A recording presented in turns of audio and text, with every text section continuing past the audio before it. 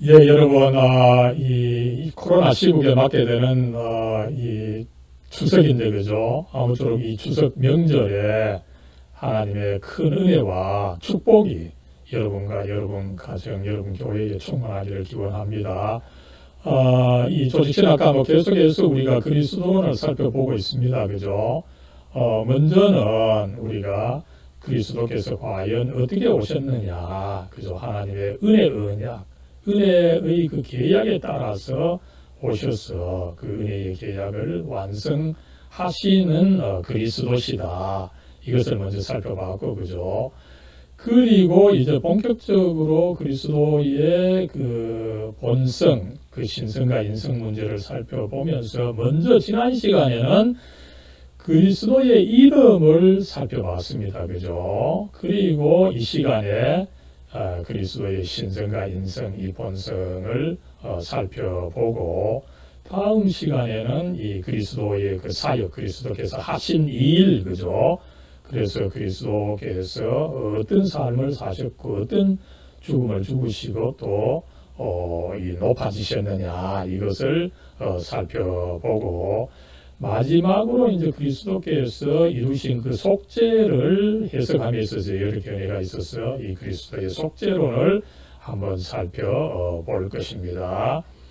예, 여러분, 먼저 이 시간에 그리스도의 이 신성과 인성을 다루는데, 먼저는 여러분, 이 그리스도의 이 본성, 특별히 이 신성의 인식이 어렵다라고 하는 것을 먼저 한번 인정을 하고 반성해 보고자 합니다. 그죠? 여러분, 그리스도의 그 인식에 있어서, 그죠? 두 가지 입장을 우리가 살펴볼 수가 있습니다. 그죠? 성경뿐만 아니라 오늘날 우리에게 있어서도 항상 이 두 가지 입장이 대립되어 있다는 것을 알 수가 있는 거죠. 먼저는 이 종속론의 입장입니다. 그죠? 우리가 이미 삼위일체론을 통해서 살펴봤지만, 그죠? 예수 그리스도께서 이 피조물, 인간 중에는 최고다, 최고의 예언자지만 아직 그 성부와 동일 본질은 아니다. 그죠? 이 입장은 뭐 성경에서뿐만 아니라 오늘 뭐 우리 주위에서뿐만 아니라 사실상 어떻게 보면은 유대교와 그 이슬람의 입장이라고 해도 과언이 아닐 것입니다. 그죠? 이 종속론 입장, 그 주창자가 아리우스였기 때문에 아리우스주의라고도 하고 있죠. 그죠? 그 다음에 두 번째는 여러분, 예수님께서 물론 인간이셨지만 또한 신성, 이 참된 신성을 갖고 있어서 성부와 동일 본질이시다. 호모우시오스다. 그죠? 이것을 주장한 입장을 우리가 한번 살펴볼 수가 있습니다. 그죠? 여러분, 이 두 가지 입장을 보여주는 것이 성경에 뭐 여러 군데 있지만 대표적으로, 그죠? 제가 뭐 자주 이야기해 온 이 그리스도의 그 신앙 고백의 부분입니다. 그죠? 이 베드로가 예수님께서 그저 예언자만이 아니라, 한 사람의 예언자만이 아니라 그리스도시요 살아계신 하나님의 아들로서 그 하나님의 참된 신성을 가지고 있다, 이것을 고백했습니다. 그죠? 그러나 여러분, 이 베드로의 입장은 나머지 11제자들의 입장, 나머지 11제자들의 뭡니까? 그죠? 일반 사람들이 한 것을 그대로 본받아서 예수님 당신은 위대한 예언자 중에 그저 한 분이십니다. 이 입장을 11제자가 보여준 것을 알 수가 있는 거죠. 이것을 통해서 어쨌든 예수님의 그 참된 신성을 알아서 예수님을 참된 그리스도시요 하나님의 아들로 인정하는 것은 1대1로 어려운 것이다. 이것을 우리는 한번 확인할 수가 있는 것입니다. 여러분, 이런 것을 잘 보여주는 것이, 그죠? 요한복음 그 1장 그 중반 부분이죠. 그리고 또 요한복음 14장에 이 빌립이 또 예수님을 제대로 인식하지 못해서 이 꾸중을 받는 부분이 있는데 여기서도 예수님의 그 신성을 그 이해하는 것이 참 어렵다라고 하는 것을 알 수가 있습니다. 이렇게 해서 여러분 우리가 이제 예수님께서 이 참된 신성을 갖고 계신다. 그래서 예수님께서 참된 그리스도요, 하나님의 아들이요, 우리의 구세주다.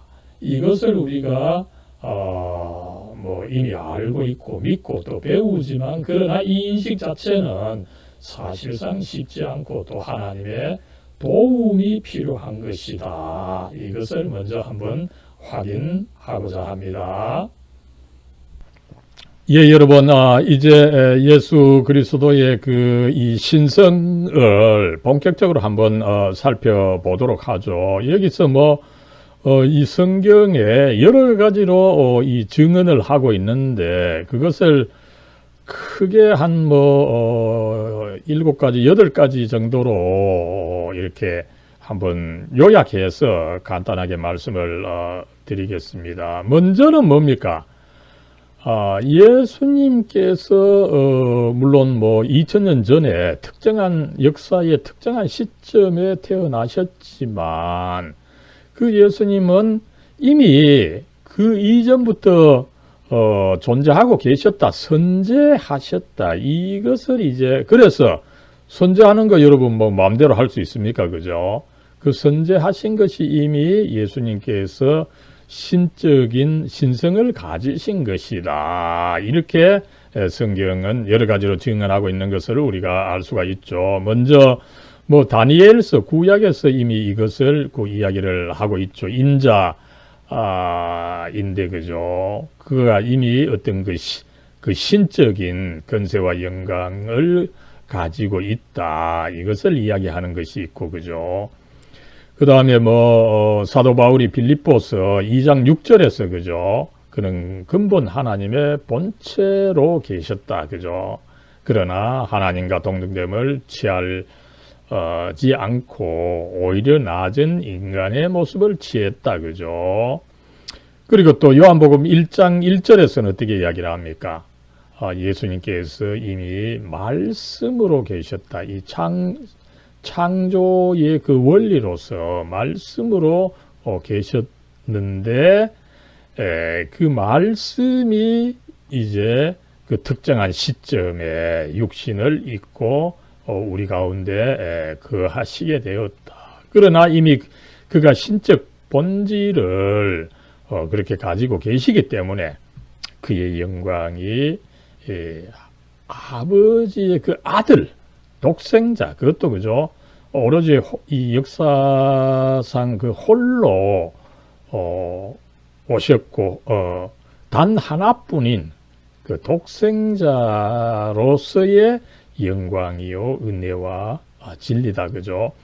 여러분 앞에서 우리가 하나님의 그 아들의 그 호칭이 중요한 것을 살펴봤었죠. 그죠. 그 호칭을 더 강조하는 것이 사실은 이 독생자입니다. 그죠? The only begotten son. 그죠?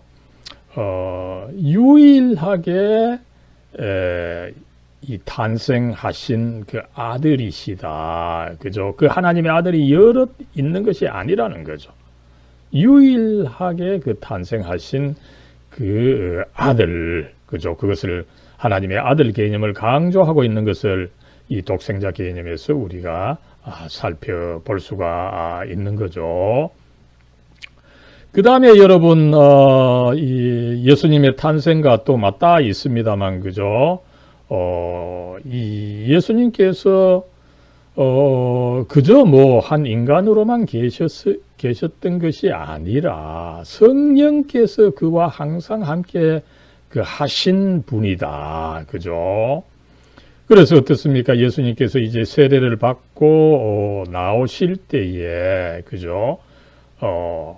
하나님의 성령이 비둘기같이 내려 자기 위에 임하심을 보더니 단지 그때 임하고 끝난 것이 아니라 계속 임했음을 우리가 유추할 수가 있죠. 그래서 이 성령께서 예수님과 함께 하시다 보니까 더욱더 하나님의 사랑하는 아들이시다. 단순히 여러분 하나님의 아들만이 아닌 거죠. 성령께서 그 하나님과 동등한 이 성령께서 함께 하시다 보니까 그 예수님께서 더욱더 이 신성을 가지고 계신다. 이것을 우리가 이해할 수가 있게 되는 거죠. 그리고 이 사도행전 10장 38절에 보면 그죠? 이 나사렛 예수입니다. 그죠? 여러분 예수님의 그 인성을 강조할 때 그의 출신지 나사렛을 강조하죠. 그죠?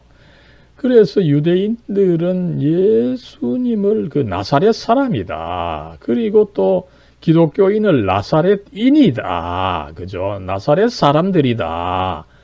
이렇게까지 주장한 그만큼 이제 유대교에서는 예수님의 인성만을 강조하려고 하는 그런 흐름이 있습니다. 그죠?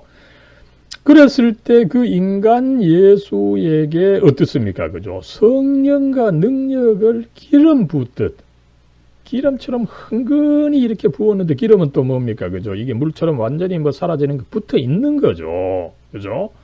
그래서 그가 더욱더 선한 일을 하시고 마귀에게 눌린 사람을 고쳐주시고 그죠? 결과적으로 하나님과 함께 하셔서 그의 신성이 결국은 성령께서 함께 하심으로 해서 강하게 있었다. 이것을 증거하고 있는 것을 우리가 알 수가 있습니다. 그죠? 그리고 지난 시간에 여러분 이미 하나님의 아들 개념이 이미 이 삼위일체적 이 성격을 가지고 있다. 이렇게 이미 말씀드린 바가 있습니다. 그죠? 그래서 이 하나님의 아들 개념, 하나님 그 아버지가 이제 그저 여러 피조물을 이렇게 만드시는 것처럼 뚝딱 만드는 것이 아니라 그 창조의 정말 그 어려운 과정인 이 뭡니까? 리프로덕션. 그 인간적인 어떤 그 잉태와 그죠? 탄생을 통해서 예수님을 특별하게 존재하게 하셨다. 그죠? 그래서 예수님께서 하나님의 아들이시다. 특별하게 탄생하신 분이다. 그죠? 그래서 예수님께서는 그 신성을 가지시고 계신다. 이것을 가르친다는 거죠. 그래서 대표적으로 누가복음 1장 35절에 그죠? 이 성령께서 잉태하게 하셨다. 그죠? 그래서 성령으로 잉태하시고 또 마리아를 통해서 탄생하신 그죠? 그저 물건을 뚝딱 만드시는 것이 아니라 이 인간처럼 10개월의 그죠? 이 임신 기간을 통해서 어렵게 그렇게 탄생하신 그 하나님의 아들이시다. 그죠?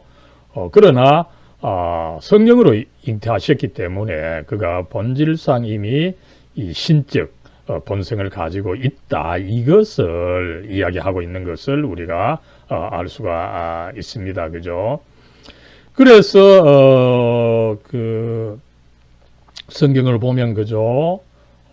아버지께서 세상에 보냈다. 그죠? 이 탄생의 과정을 통해서 특별히 보냈다는 거죠. 그래서 이 예수님께서도 당신이 하나님의 아들이라고 이렇게 이야기를 할 때에 사람들은 그것을 믿지 못하고 저 인간인데 자기를 하나님의 아들이라고 한다. 이것은 신성모독이다. 이렇게 욕했던 것을 요한복음 10장에서 기록한 것을 우리가 알 수가 있는 거죠. 그리고 여러분 요한복음 20장 31절 그죠? 요한복음 전체의 그 저술의 목적을 잘 보여주는 것이죠. 그죠? 이 성경의 그 목적이 뭡니까? 그죠? 우리가 예수께서 하나님의 아들, 그리고 또 그리스도이심을 믿게 한다는 거죠. 그 믿을 때 어떻습니까? 그죠? 그가 하나님의 아들이고 그리스도로서 그 하나님과 동등한 분이다 보니까 하나님께서 주시는 구원을 그대로 준다는 거죠. 그죠? 생명, 영생을 얻게 하신다는 겁니다. 여러분, 이 영생은 누가 줄 수 있습니까? 그죠? 참된 신이 아니면은 줄 수가 없는 것입니다. 그래서 예수님 당신께서도 내가 참 하나님으로부터 온 참 하나님의 아들로서 내가 참신의 본성을 가지고 있고, 그래서 나를 믿을 때에 내가 참 생명을 줄 수가 있다, 영생을 줄 수가 있다, 이것을 밝히고 있는 것을 우리가 알 수가 있습니다. 예, 여러분, 이제 성경에 계속해서 보면, 그죠? 이 예수님께서 단순히 인간으로만 계신 것이 아니라, 이 성부의 본성이 예수님 안에 이미 있다. 이것을, 예수님 당신께서도 천명하신 것을 알 수 있고요. 그죠? 요한복음 14장 6절 앞에서 이미 잠깐 이야기를 했는데, 그죠? 예수님 당신께서 이미 어떤 참된 중재자다. 참된 중재자이신데 단순히 인간만을 대변해서 참된 중재자가 아니라, 그죠? 한편으로 하나님으로부터 오셔서 하나님도 대변하는 참된 중재자. 그래서 참된 중재자라는 거죠. 하나님으로부터 왔다고 할 때 그가 하나님의 본성을 가지고 계셔야 되는 것입니다. 그렇지 않다면은 우리를 하나님과 참으로 연결시킬 수 없는 거죠. 그래서 예수님께서는 확고하게 나로 말미암지 않고는 아버지께로 올 자가 없느니라. 예수님 당신께서 이미 하나님으로부터 오셔서 그 하나님의 신성을 가지고 계시다 보니까 완전한 그 중재자, 완전하게 하늘로 연결하는 이 사다리가 되어 주신다라고 하는 것을 예수님께서 알려 주신 거죠. 그러나 빌립은 그걸 계속 믿지 못하는 거죠. 그죠? 그랬을 때 이제 예수님께서 결론적으로 하신 말씀이 뭡니까? 그죠? 내가 아버지 안에 거하고 아버지께서 내 안에 거하신다. 그래서 너희들 그걸 믿어야 되고, 또 그걸 정작 믿지 못하면 내가 하는 일을 보고서 믿어라. 예수님께서 정말 참 안타깝게 말씀해 주신 것을 우리가 알 수가 있습니다. 나아가서 사도 바울은 골로새서 2장 9절에서 아주 참 잘 말씀을 해주셨죠. 그죠? 그리스도 안에는 신성의 모든 충만이 육체로 거하고, 그죠? 예수님의 몸이 인간의 몸으로서 적었지만 그러나 그 안에는 신성이 충만하게 거하고 계셨다. 그죠? 이것을 사도 바울이 잘 증거한 것을 알 수가 있습니다. 그 다음에 여러분, 이 부활 후에 예수님께서 이 신적인 몸을 가지셨다. 그죠? 이 그리스도의 이미 몸조차 어떤 이 신적인 몸이었음을 성경은 주장하고 있는 것을 알 수가 있는 거죠. 그러나 여기서 여러분, 이 신적인 몸이라고 했을 때 완전히 어떤 인간적인 몸을 버린 것은 아니죠. 그죠? 그래서 부활하신 후에도 예수님께서 여전히 물고기도 드셨고, 그죠? 어떤 인간적 육체성을 가지셨음을 우리가 알 수 있습니다만, 그러나 본질적으로는 신적인 그 몸을 가지고 계셨다. 그죠? 그래서 그 유명한 도마, 그죠? 의심하는 도마가 부활하신 예수님 믿지 못하고 피했다가 결국 만났을 때 그 예수님의 이 못 박힌 손과 창에 찔린 옆구리 나름대로 아마 보고서 어떻게 결국은 이야기를 했습니까? 그죠? 그 예수님께서 인간적인 몸을 갖고 계시지만 그럼에도 불구하고 여러분 어떤 신적인 부활체를 갖고 계셨다 보니까 도마가 어떻게 답변을 합니까? 그죠? 나의 주님이시요 나아가서 나의 하나님이시다. 그죠? 이것을 도마가 고백했음을 알 수가 있는 것입니다. 그 다음에 여러분 예수님께서 또 인간이지만 신성을 가지셨다 이랬을 때 예수님께서는 이 성령을 주시는데 그죠? 여러분 성령을 아무나 주는 것이 아닙니다. 그죠?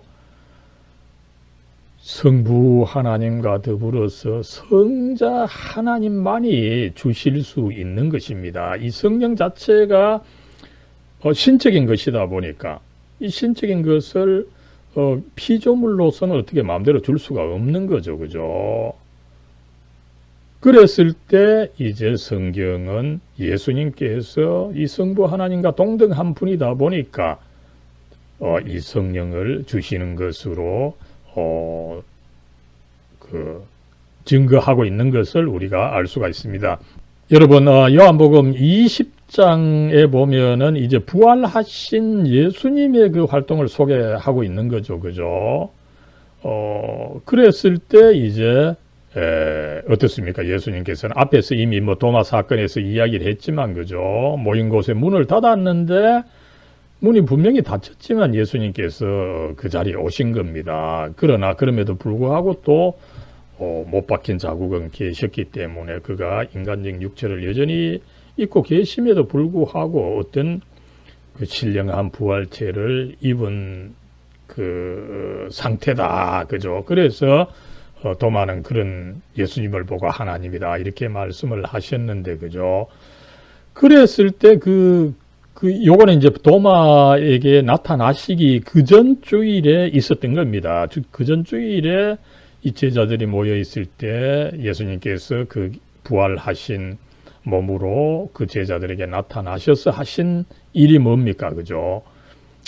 먼저 당신께서 이 고난 받으신 그리스도 그러나 부활하신 그리스도라고 하는 것을 보여주시고 어떻게 했습니까? 그죠? 이게 중요하죠. 그죠? 그들을 향하여 숨을 내쉬며 이르시되 성령을 받으라. 예수님께서 그 제자들에게 숨을 내쉬면서 하시면서 성령을 받으라. 성령을 직접 주시는 거죠. 그죠? 여러분 이것은 우리 보통 인간으로서는 할 수도 없고 해서는 안 되는 것입니다. 왜냐하면 성령 자체가 이 신성을 가지고 있기 때문에 피조물인 우리로서 이렇게 저렇게 할 수 없는 것이기 때문입니다. 그러나 예수님께서 특별히 부활하신 예수님께서 이미 신성을 더 충분히 갖고 계시기 때문에 이것을 하신 것을 우리가 알 수가 있습니다. 그러면서 왜 성령을 주십니까? 그죠? 가장 중요한 일입니다. 또 예수님 당신의 사명이었죠. 인간의 죄를 사하는 겁니다. 그죠? 그래서 이 성령을 받으면 예수님께서 주시는 이 성령을 받으면 우리가 어떻게 할 수 있습니까? 그죠? 가장 귀중한 우리 그리스도 예수님 당신 또 그러셨고 그죠? 그래서 우리 또한 그래야 하는 이 제사함을 성령을 받음으로써 이룰 수가 있다는 거죠. 그래서 예수님께서는 이 당신의 사명을 제자들이 이루어 주시기를 바라는 그런 의미에서 이 제자들에게 직접 이 성령을 불어넣어 주셨는데 이것은 전반적으로 이 신적인 성령과 관계된 것이기 때문에 예수님께서 신이 아니라면 이렇게 할 수 없다라고 하는 것을 유추해낼 수가 있는 것입니다. 예, 이제 일곱 번째로서 그죠. 예수님께서 단순히 한 인간일 뿐만 아니라 그 심판자신데 특별히 중요한 것이 뭡니까? 종말론적입니다. 그죠? 이제 그 당시 뭐 종말론 이 사상이 굉장히 그 팽배했던 것을 우리가 알 수가 있죠. 그 당시에 이 우주가 곧 망하게 된다. 그럴 때 망하게 될 때 예수님께서 이 우주의 역사를 심판해서 마감하는 심판자시다. 그죠? 그분은 누굽니까? 그죠? 신적인 존재가 아니고는 불가능한 거죠. 그래서 예수님께서 종말론적 심판자라고 할 때 그가 신성을 가졌다. 이렇게 우리가 이 유추를 할 수 있다는 것을 알 수가 있습니다. 그죠? 그래서 어떻습니까? 마가복음 8장 38절에 보면 그죠? 그 예수님께서 이제 아버지의 영광으로 거룩한 천사, 이 종말에 그렇게 한다는 거죠. 거룩한 천사들과 함께 온다. 그래서 예수님께서 그러니까 신성을 가지신 하나님의 아들이시다. 이것을 증거하고 있는 것을 알 수가 있고, 그죠. 그 다음에 고린도후서 5장 10절에, 그죠. 그리스도의 심판대 앞에 나타나게 될 때에, 그죠. 우리가 그리스도로부터 심판을 받게 된다. 그리스도가 이제 종말론적 심판자시고, 그가 곧 그 참으로 신성을 가지신 하나님의 아들이시다. 이것을 설명하고 있는 것을 알 수가 있는 거죠. 예, 여러분 이제 마지막으로 하나님의 참된 중재자로서 죄 용서를 실행하시는 예수님, 그죠? 그래서 그가 참 신성을 가지신 분이다. 신성을 여러분 가지지 않았다면 하나님께서 중재자도 될 수 없고 또 참된 이 죄 용서를 실행할 수도 없다. 이것을 우리가 알 수가 있는 거죠. 이것은 사실은 히브리서 전체에 잘 그 증거, 히브리서 전체 보면 잘 나타나는 이 가르침입니다. 그래서 어떻습니까? 그죠? 예수님께서는 그저 한 인간이 아니라 그죠? 이미 뭐 만물을 창조하시고 붙드시고 그 다음에 이제 죄를 깨끗게 해주시는 분이라는 거죠. 그죠? 그래서 뭐 또 이것을 또 계속 잘 하시기 위해서 하나님의 우편에 앉아 계시는 분이다. 그리고 이제 히브리서 9장에 가보면 그죠. 예수님의 그 역할을 구약 시대의 그 제사와 더불어서, 여러분 구약 시대 때는 제사를 통해서 하나님을 안 만났습니까? 그죠. 하나님을 만나고 하나님의 능력을 경험했습니다만 그죠. 어떤 일이 있었습니까? 그죠. 특별히 번제에 사용된 이 염소와 황소의 피와 암송아지의 그 번제에서 남는 그 죄를 어떻게 합니까? 뿌리면은 이 부정한 자의 죄가 정결하게 되는 거죠. 그랬을 때 염소와 황소입니다. 그죠? 이 염소와 황소와 비교할 수 없이 가치가 있는 그 하나님의 아들, 그죠? 이 성령의 능력을 통해서 자기를 하나님께 드린 이 그리스도, 그의 피가 그죠? 이 뭐 염소와 황소의 피보다 뭐 비교할 수 없는 그 능력을 갖고 있는 거죠, 그죠? 그래서 인간을 깨끗하게 하고 하나님과 연결시켜 주셔서 하나님을 섬기게 해 준다. 그래서 그가 참으로 이 죄 용서를 실행하고 참된 중재자가 되신다. 그래서 그가 사실상 그 신성을 갖고 계신다. 그죠? 그래서 예수님께서 이 새 언약의 중보자시다. 그죠? 이것을 히브리서가 잘 가르치고 있는 것을 알 수 있습니다. 예, 여러분, 이렇게 이제 예수님께서 인간으로서 인성을 가지고 계셨지만 또 다른 한편으로는 또 그렇게 이제 신성을 가지고 계신다. 여러 가지로 우리가 살펴본 것처럼 한 8가지 정도로 이 신성을 가지신 것을 다양하게 설명한 것을 살펴봤는데, 그죠? 여러분, 교회 역사를 살펴보면은 예수님의 그 신성을 가지신 모습을 표현하려고 하는 여러 가지 이제 그림이 있습니다만은, 그죠? 대표적으로는 이제 만물의 통치자 그리스도다, 그죠? 크라이스트 판토크라토르, 판토크리에이터. 요 크리에이터는 그죠? 오히려 이 창조자라기보다는 통치자란 말입니다. 그래서 이 그리스도 만물의 통치자라고 하는 이 개념이 있고, 이 개념을 이 교회 역사상 이렇게 그림으로 나타내서 그 유명한 그림이죠. 이 그림은 카타리나 수도원인데, 그죠? 이 세계에서 가장 오래된 수도원 중에 하나죠. 그죠? 시내산 이 동쪽입니까? 이 카타리나 어쨌든 수도원인데, 그죠? 이 수도원에 보면 이 그림이 있는데, 그죠? 이 그림 아마 여러분들 오른쪽에 눈동자가 좀 다른 것을 여러분들 아마 눈치를 챘을 겁니다. 그죠? 그래서 이 그림의 설명에 의하면은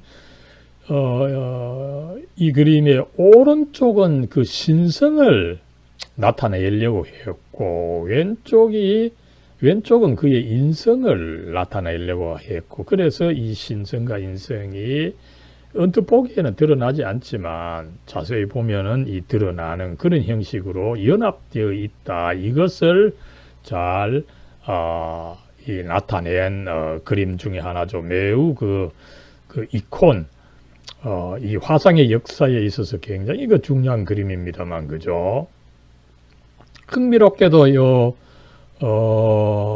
아마 저거를 통해 가지고 컴퓨터 작업을 통해 가지고 이제 그 오른쪽과 왼쪽을 나누어서 합성을 해보면, 그죠? 먼저 그 왼쪽을 합성해 볼 때, 그죠? 인간적인 모습이 이렇게 나타나고, 그 다음에 오른쪽을 합성해 볼 때 이렇게 신성이 이렇게 나타나서 좀 다른 것을 알 수가 있습니다만, 그죠? 아무쪼록 여러분, 이렇게 그리스도에게 있어서는 인성과 신성이 함께 계셔서, 그죠? 그가 한편으로 그 하나님의 구원의 사역을 완수하셨다. 이것을 잘 드러낸 그림이라고 하는 것을 알 수가 있습니다. 예, 여러분, 이제 앞에서는 그리스도의 그 신성에 대해서 알아봤고, 그죠? 이제 그 그리스도의 인성에 대해서 한번 알아보도록 하겠습니다. 그죠? 그래서 그리스도는 한편으로 앞에서 우리가 살펴본 것처럼 신성을 가지고 계시면서도 다른 한편으로 또한 그 완전한 인성을 가지고 계셨다. 이것을 교회가 가르치고 있는 거죠. 그랬을 때 그리스도께서 인성을 가지셨다 할 때에 그러면 그 인성은 또한 어떤 것이냐, 그죠? 여기서 그리스도의 인성에 대해서 또한 여러 가지 그 논란을 가지고 있는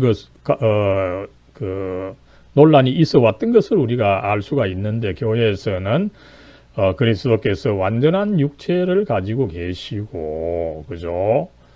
이성적 영혼을 또한 그의 영혼이 또 신적인 로고스로 대치가 되었다. 그래서 그는 참 신이다. 이런 또 주장이 있는데 아니다. 그의 그 영혼 역시 우리와 같은 이성적인 영혼을 가지고 계심으로 해서 그가 참된 인간이다. 이것을 교회에서 확정해서 가르친 것이 있다는 것입니다. 먼저 여러분, 예수님께서 그 인성을 가지고 계셨다, 그죠? 육체를 가지고 계셨다, 이럴 때 또 어떤 사람들은 그 예수님의 육체는 특별했기 때문에 그의 육체는 사실상 고스트 같은 실체고, 순간순간 원래는 고스트인데 인간이 보일 때 또 역사할 때는 또 육체를 가진 그런 존재였다, 그죠? 이렇게 그리스도의 신성을 계속 강조하는 그룹이 있었던 거죠. 그러나 어떻습니까? 성경에 보면은 그는 정상적으로 성장하셨고, 그죠? 또 인간의 여러 가지 공군과 고통에 따르셨던 것을 우리가 알 수가 있습니다. 그죠? 그래서 성경 보면은 여러 가지로 예수님께서 참 우리처럼, 그죠? 화도 내시고 그 인간적인 그 활동을 하셨던 것을 알 수가 있습니다. 그죠? 그리고 요한복음에 보면 마음이 괴롭다. 그죠? 또 그리고 예수님께서 시험을 당하셨다. 그죠? 그래서 우리와 완전히 동일한 이런 인성 육체를 가지셨다. 이것을 또한 성경이 가르치고 있는 것을 알 수가 있는 것입니다. 그죠? 그러나 이렇게 우리와 동일한 인성이 계셨지만 죄는 없으시다. 이것을 성경은 또한 가르치고 있는 것을 알 수가 있는 거죠. 여러분, 우리가 성경을 살펴보면, 그죠? 예수님께서 이 신성을 가지셨어요. 그러나 이 신성을 가지셨기 때문에, 신성을 가지시면서도 인성을 가지셨기 때문에 어떻게 보면은 보통 인간보다 더 혹독한 이 시험을 받으셨던 거죠. 그죠? 40일간 완전히 금식하셨고, 그죠? 그래서 참 어마어마한 시험 아닙니까? 그죠? 이 세상의 영광을 다 보여주는, 조그마한 영광을 줘도 우리가 거기에 넘어갈 수가 있는데, 세상의 영광을 다 주고, 그죠? 그랬을 때 예수님은 그것을 물리침으로써 죄를 범하지 않으셨던 것을 알 수가 있습니다. 그죠? 그 유명한 예수님 그 시험 받으신 구절이죠. 여기에서 우리는 사실상 예수님께서 그 죄를 유혹을 이기시고 죄를 범하시지 않으셨는데, 그렇게까지 되기에는 나름대로 그가 이 죄를 범하시지 않으셨을 뿐만 아니라 죄가 없으신 것이다, 이렇게까지 주장할 수 있음을 알 수가 있습니다. 이것을 가장 분명하게 보여주는 구절이 히브리서 4장 15절이죠. 그죠? 모든 일에 우리와 똑같이 시험을 받으셨지만 죄는 없으셨다. 그죠? 나중에 이제 살펴보겠지만 이 죄는 없으셨다는 구절이 사실은 또 중요하죠. 그죠? 여러분이 이제 앞에서 그리스도께서 신성과 인성을 함께 가지고 계셨다, 이렇게 그 말씀을 드렸는데, 그죠? 그러면은 예수님께서 이 신성과 인성, 그죠? 인간으로서 계셔도 되는데 왜 그가 또 이 신성이 필요했던 것이냐, 그죠? 이것을 한번 살펴볼 필요가 있는 거죠. 그죠? 그래서 먼저 뭡니까? 그가 인간이어야 할 필요는 뭡니까? 그죠? 먼저 그가 인간을 대변할 수가 있어야 된다는 거죠. 하나님과의 관계에서 인간을 대변할 수가 있으려면 뭡니까? 그가 참 인간이어야 하는 거죠. 그죠? 참 인간은 뭡니까, 여러분? 인간이 그 실존에 처해 있는 그 저주, 그죠? 그 원죄를 받아서 처해 있는 그 어떤 어려운 상황, 그게 사실은 거의 저주의 상황이죠. 그죠? 우리가 이 아담과 하와의 번제 사건을 통해서 살펴봤습니다만, 그죠? 그리고 또 모든 유혹과 이 시련, 우리는 이것을 이기지 못하는 거죠, 그죠? 그러나 예수님께서는 그것을 다 당하시면서도 이기셨던 것입니다. 그래서 참으로 그 인간을 대표한다는 거죠, 그죠?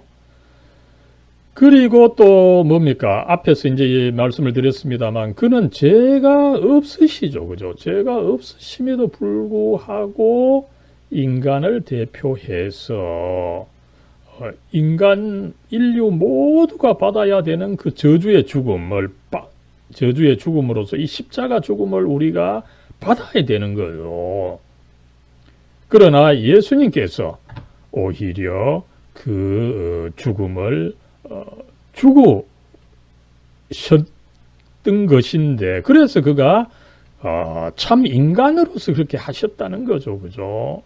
만약에 그가 참 인간이 아니었다면 사자나 아니면 천사로 그래 했다 이러면은 그의 그리스도의 십자가 죽음은 참 의미가 없는 것이다, 이렇게 우리가 알 수가 있고, 나아가서 또 어떻습니까? 만약 그가 죄가 있었더라면은 그의 죽음은 뭡니까? 그 자신의 죄값을 치르기 위한 죽음이다. 그래서 결과적으로 다른 인간을 구원할 수가 없었을 것이다. 이것을 우리가 알 수가 있는 것입니다. 나아가서 이제 그러면 그가 신이 되어야 되는 것은 어떤 이유였습니까? 그죠? 신이 되어야 되는 것은 먼저는 뭡니까?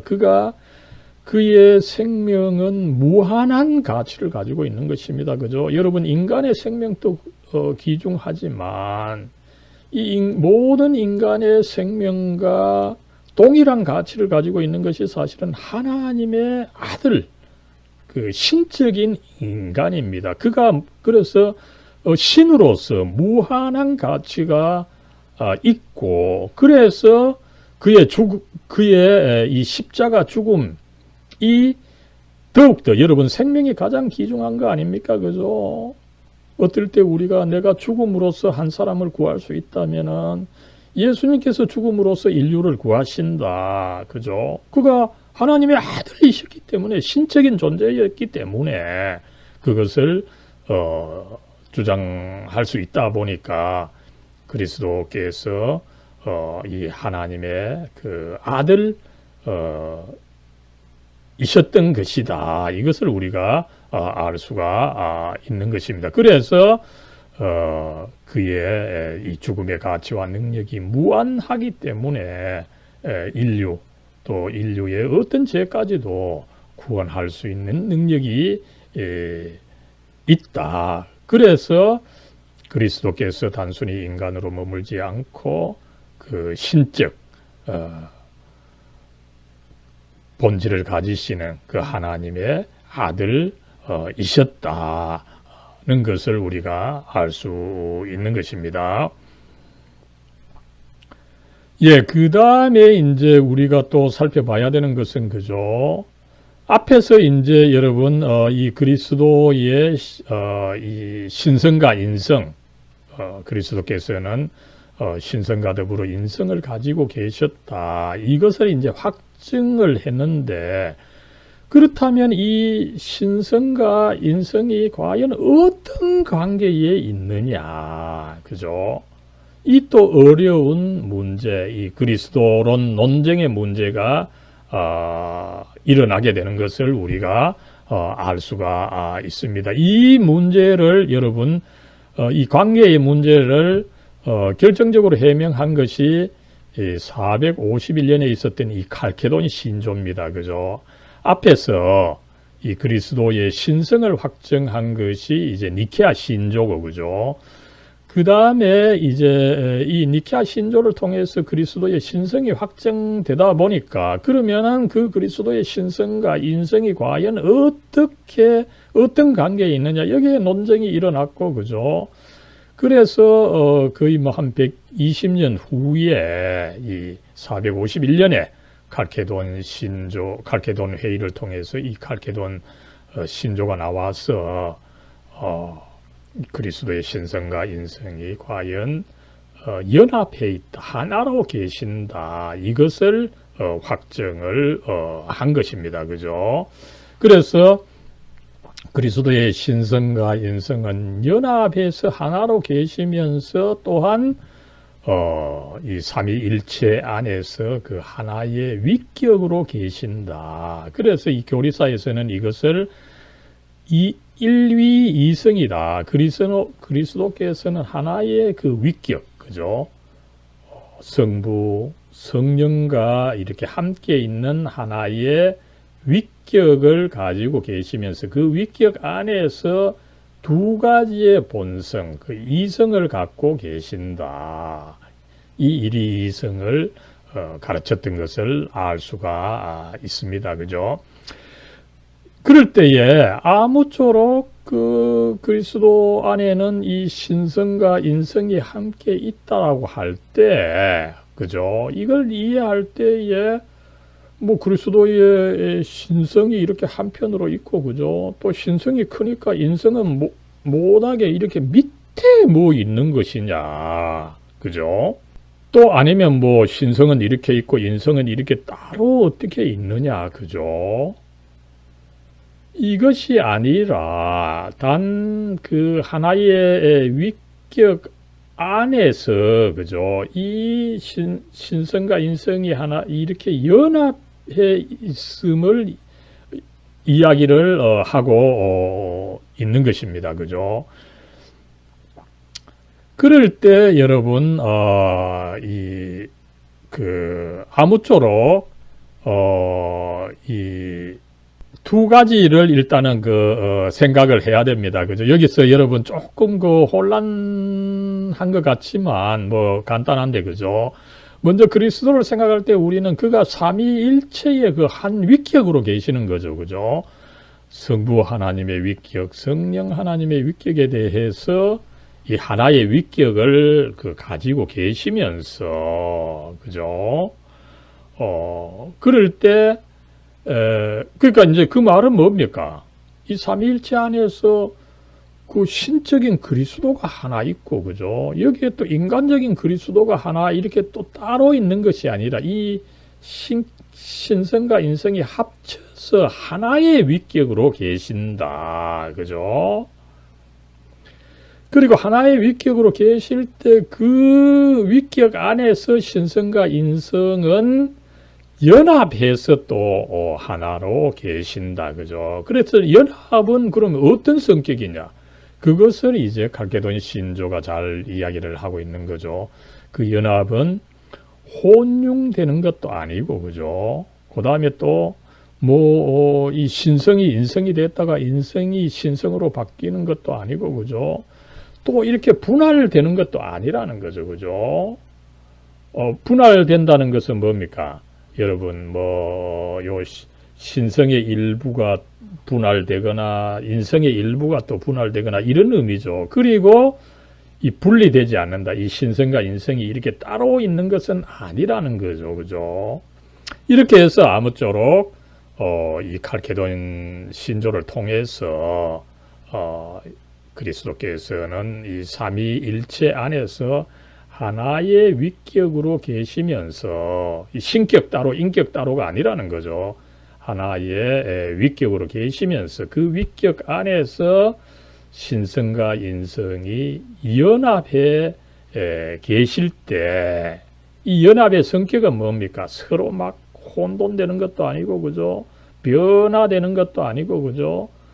또 막 조금씩 분할되는 것도 아니고, 그죠? 분리되는 것도 아니고, 이런 관계에 있는 것으로 교회가 확정한 것을 알 수가 있습니다. 그죠?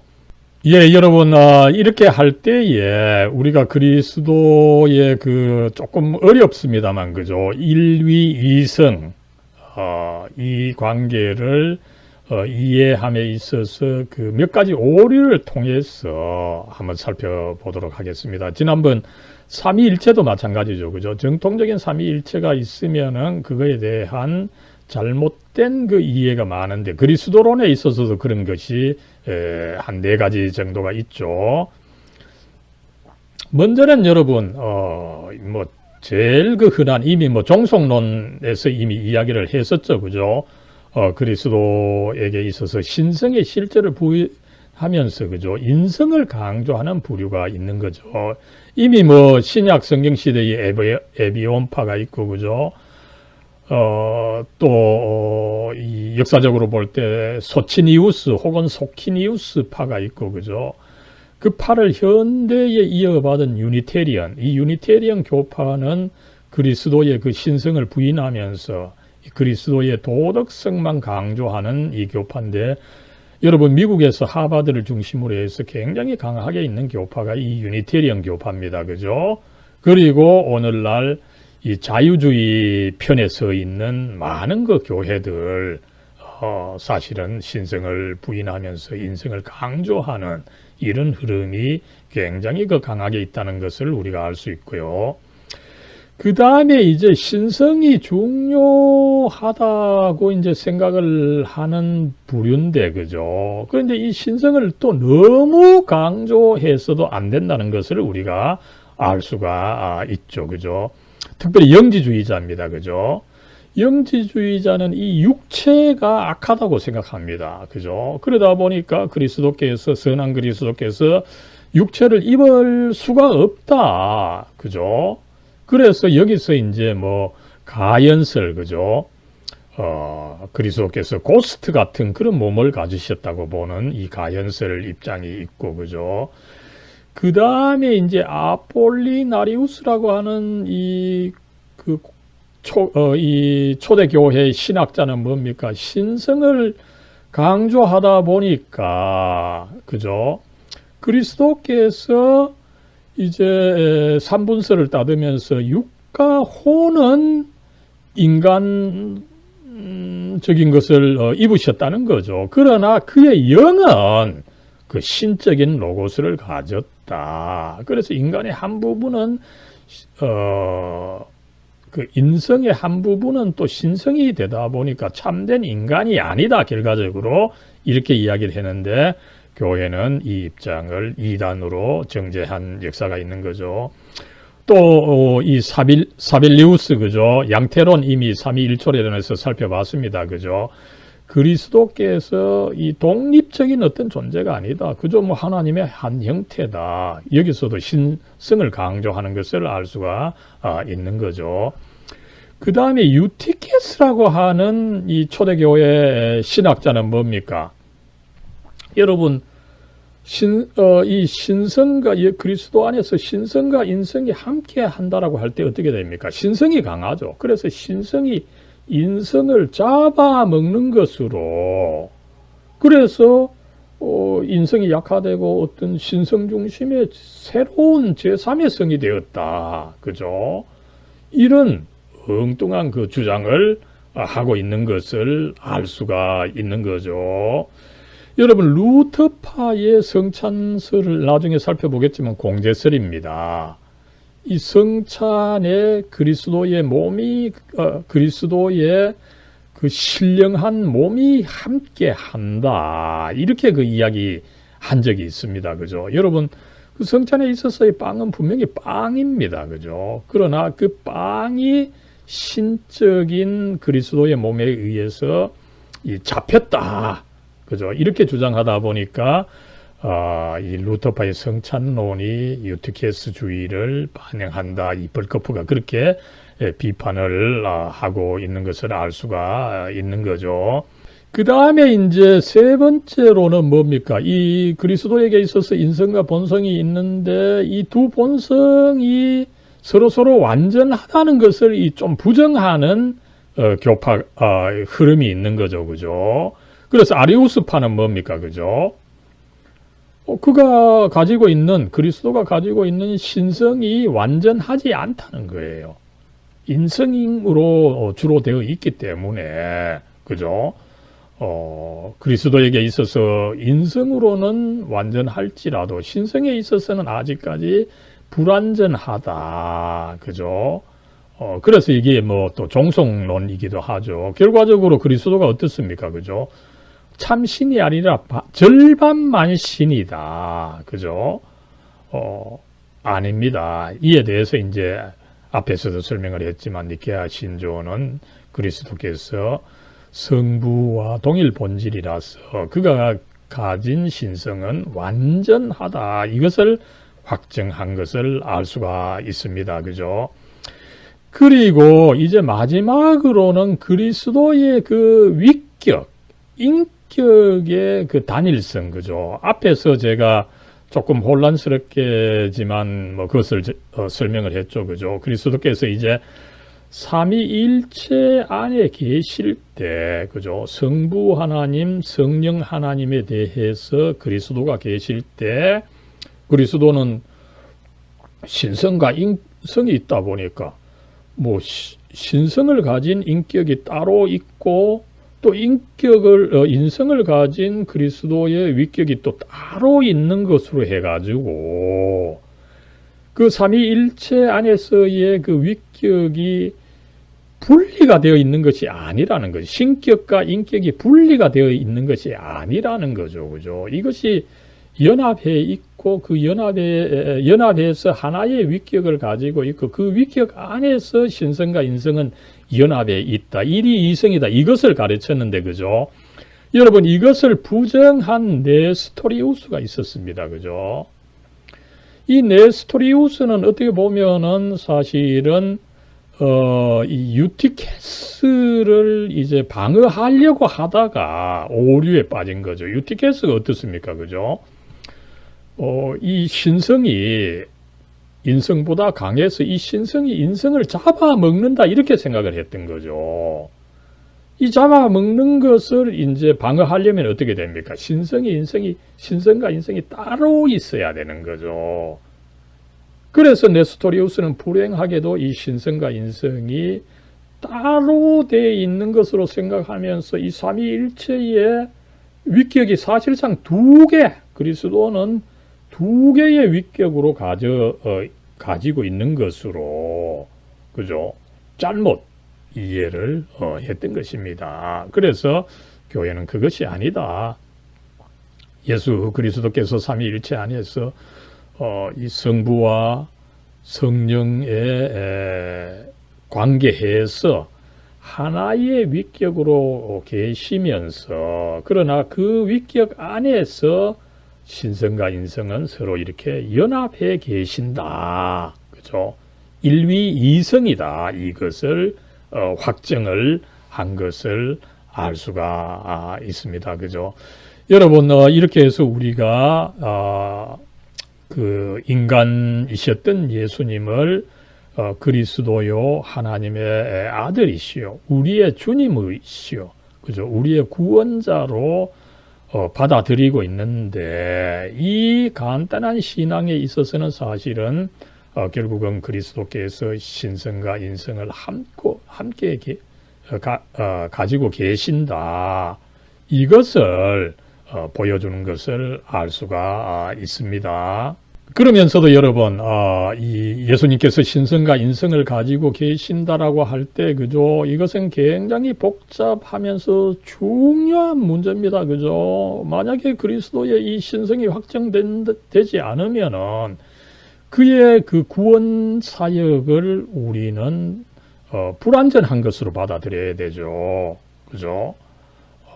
그러다 보니까 그의 신성을 확정하는 것이 중요한데 확정하고 보니 그러면은 그의 또 신성과 인성은 과연 어떤 관계에 있느냐 굉장히 이 피 튀기는 초대교회 논쟁이 있었고 그죠. 그래서 이 그리스도론의 오류들을 우리가 한 4가지로 나타나는 것을 보면서 교회는 결국은 이 니케아 신조와 더불어서 칼케도니 신조를 통해서 그리스도에 대한 완전한 이 교리를 만들어내었고 오늘날 모든 교회는 이 니케아 신조와 더불어서 칼케돈 신조를 정통 교리로 받아들이고 이것을 인정하지 않는 어떤 뭐 개인이나 교파는 자동적으로 이단이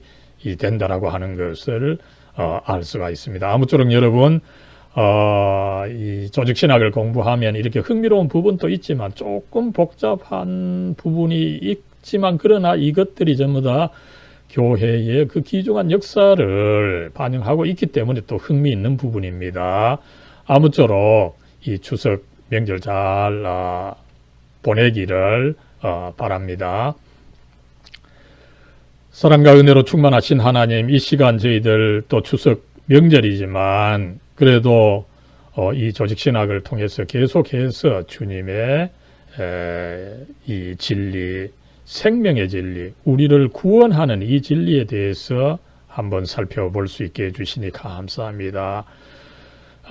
은혜와 사랑으로 참 충만하신 하나님, 이 시간에는 우리의 주님이신 예수 그리스도에 대해서 살펴보게 해주시니 감사합니다. 예수님 그렇게 2000년 전에 인간으로 오셨지만 단순히 인간에 머무르는 것이 아니라 주님의 그 성령으로 태어나시고 성령 충만하셔서 구원의 일을 완수하시고 이 모든 것을 하나님의 아들로서 완수하신 것을 우리가 배워서 예수님께서 그저 단순히 한 인간이 아니라 참 하나님 당신의 그 신성을 가지신 하나님의 참 아들이시요 나의 참 구원자가 되시는 것을 저희들이 배우고 또 믿게 해주시니 참 감사합니다. 하나님 이런 것 조금 어려운 것이 있습니다만 이런 것을 이기고 저희들이 더욱더 배움에 정진할 수 있도록 하나님 이끌어 주시고 또 함께하는 이 교회들과 또 가족들 또 저희들 하나님 이 코로나 사태에 더욱더 지켜주시고 복내려 주시옵소서. 우리 주 예수 그리스도의 이름으로 간절히 기도드리옵나이다. 아멘.